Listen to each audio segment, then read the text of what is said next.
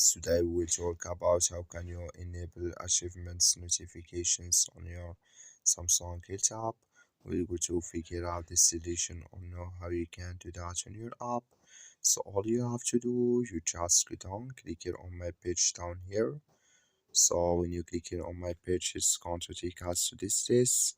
Then all you have to do now, you just go above this sign, click on it. Then it's going to show for us a list like this. Then all you have to do now, just click on settings.